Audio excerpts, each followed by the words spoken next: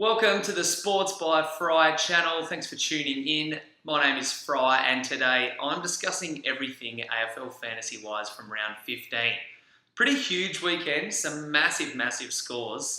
None bigger than Mr. Tom Mitchell, who reasserted himself as the best fantasy player in the competition. Huge stuff from Tom Mitchell. Dig into that a little bit later. But yeah, there was a lot of players who scored pretty well this week. So as a result, there were a lot of coaches who scored pretty well overall. My team was pretty good. I can't really be too depressed with topping 2,200, even if it was only just. I did go down a little bit in ranking, which kind of sucks, but yeah, there were definitely a few passengers in my side as well. So let me dig into exactly how my team looked through round 15. 2,200, it was just by one handball, but it still counts. I did go down in ranking, but it was only by about 1,000 spots, so I can't be too disappointed with that. In the back line, everyone was pretty good. Everyone except for Luke. I had to think about it and I still stuffed it up. Luke Ryan, not Liam. The other Ryan wasn't much better, but yeah, my defense was solid with the exception of Ryan. Mentioned was ballistic. Full disclosure, I did mean to have Jake Lloyd's captain score, but I forgot to put Clark onto my field. So as a result, Tom Mitchell still had the captain on him and went off. So thanks for that, Tom Mitchell. Everyone else was a little bit disappointing, only because there was a lack of a really big score. No big 120 or 130 or something like that, like some of the other dudes had. But it's been the theme of the large fries and Coke midfield. They've been very stagnant but consistent, so I'll take it. Two big rucks. This is what I got Steph Martin for. That was awesome to see. McInerney made himself some money still, I think, so he'll probably go this week or next for mine. And then the forward line, which has been the toughest part to nail all year, was a very roller coaster-ish weekend. McLean was great. Wingard was good.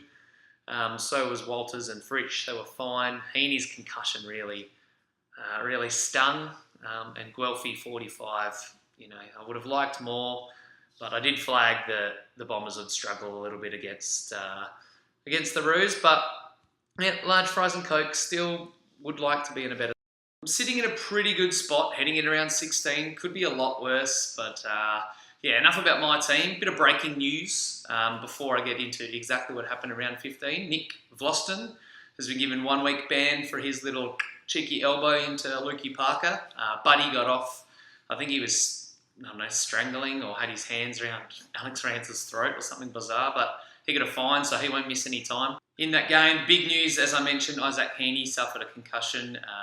He probably will miss this weekend's game. Can't remember off the dome who they've got, but I don't know. Concussions are a tricky one because, they could be back. He could be very well back if he misses a game, could be back the next week. So I'd be reluctant to trade, but yeah, stay tuned and see if there's any more news about his status later in the week.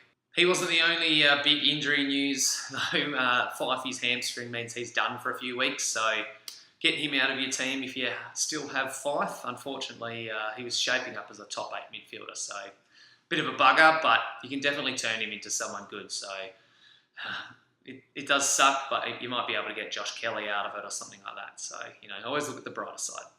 Sandlands was a laid out in that game, and it kind of showed Steph Martin just beasted Paul Apinis, but he's expected to be out for a few more weeks as well. I think he had a calf injury, so if you've got Sandy in draft leagues, maybe look to get Sean Darcy, who actually looked pretty good in the waffle and should come in.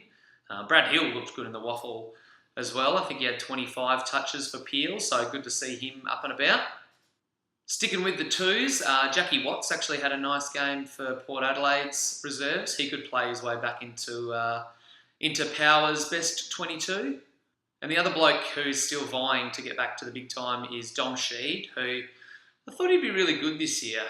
He's had a couple of little miscues and hasn't really hit his straps, so he spent some time with the reserves, but he had 34 touches on the weekend, so he could come straight back in this week for West Coast. But if not, he'll definitely be in the mix in the near future. All right, the breaking news is out of the way. Let's dig into a few positive notes. So +3s this week. First one goes out to Andrew Gaff, who absolutely dominated with a 148 on the weekend. Was just taking the mickey, getting possessions at will, was just running on the outside, kicking the ball, hitting targets, taking marks. Great, unique. He could be a great trade option for Fife. I'm all over Andrew Gaff, love him to bits. The next up is Brodie Grundy, 151 from the big Collingwood ruckman. He's probably still the number one ruckman over Gawn, Steph. Two very good options, and I've got both of them. So you're not spewing if you don't have Grundy, but if you do, just sit back and enjoy. He's on fire. The last one, of course, goes to Tom Mitchell, who had a career high at 195. Just absolute bullshit. Took the Giants apart. For those that didn't have captain, you probably still had him in your side, so you got to benefit from his massive score.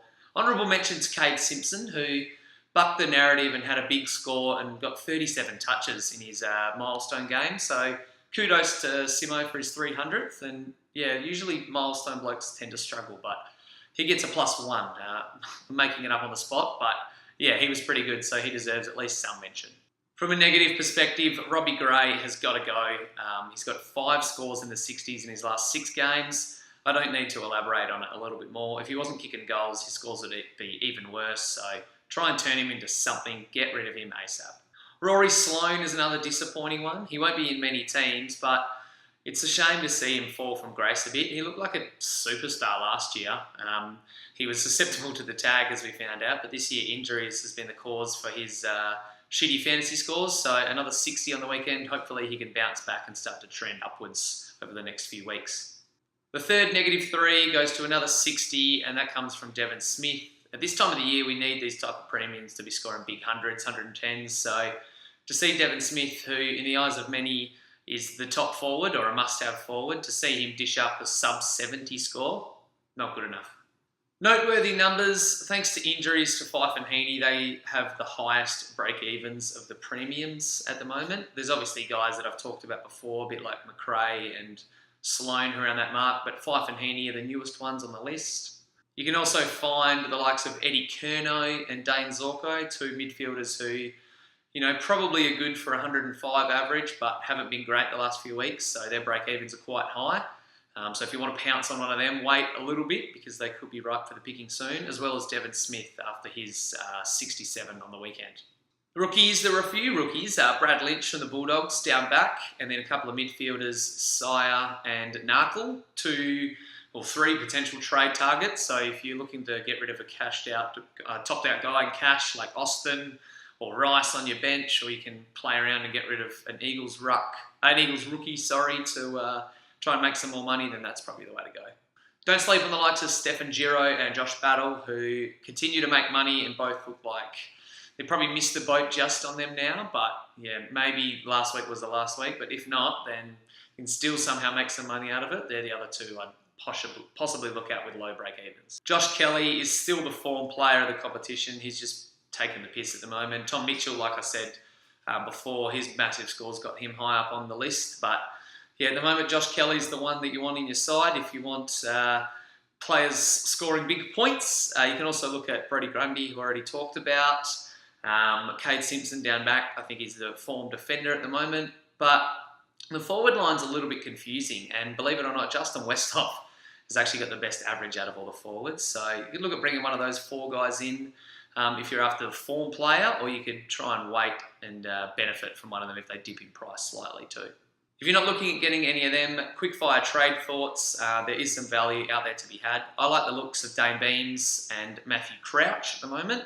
2 underpriced guys who are probably going to get you 110 for the run home, so you can look at getting one or both of them if you really like. Kelly's the must-have player. If you can get him, I reckon snap him up. Don't hesitate, spend the money, but if not, you might be able to spend less in another area. And yeah, get like a Beamer or a Crouch type, and that allows you to get another good forward or defender. That's definitely a good choice. The rookies I've already mentioned. I like Sire over Narkle. I think it's Sire, not Sear. I like him over Narkle only because of Trelaw's injury. With Trelaw out, it seems like the Collingwood gun is going to get some more midfield time and more run to get some points. Could be wrong. Narkle could hold his spot and just perform like next to Tom Kelly, but next to Tim Kelly from the Cats, but yeah, watch this space, see what happens. Getting out players at the moment, it's time to get rid of Robbie Gray. Don't hesitate, try and turn him into something. You could maybe look at sideways trading him someone, putting a little bit of money on him getting Michael Walters, especially if you've got Fife out or Heaney, as I mentioned. The two injuries to them could make them possible trade out targets. So if you get rid of one of them and a combination of Robbie Gray, you might be able to, turn that into two decent dudes. When it comes to getting rid of rookies, obviously you want to get rid of guys who have higher break-evens and are close to maxing out in price. Guelphy is probably the pick of the bunch in that regard. If you've still got Duday or Kelly, they're performing fine. And Fritsch as well, so you might want to hold on to them. But Guelphy is probably the one you want to get rid of, though, along with maybe Ryan or Rioli, the Eagles blokes that I already mentioned, or maybe even Austin or Rice, the Saints duo in your backline. Looking ahead to round 16, my trade moves are all about getting rid of Robbie Gray this week. I'll get rid of someone on my bench to generate some money, probably get Sire in, or maybe even Narkle, pending team selection. Cade Simpson and Crouch are on my radar. I think I might wait another week on Crouch. I might even look at Dane Beams as well. But yeah, Robbie Gray, your time is done, my friend. I'm sorry. Hopefully you were able to have a good round 15. Thank you for tuning in. Make sure you stay tuned to the Sports by Fry channel for more stuff throughout the next week. I'll probably be doing a big run home article from a fantasy perspective throughout the week, so make sure you check sportsbyfry.com to read that. Looking at a few trade targets and guys who I like the looks of over the next 6 to 7 weeks as the season wraps up. Believe it or not, yeah, we're 2/3 of the way through the season. It's almost gone. It feels like just yesterday when it was beginning. But good luck for the upcoming round 16 now. Finals are etching close. You're getting rid of those rookies and you're bringing some premiums onto your team. Thanks for watching. Until next time, peace.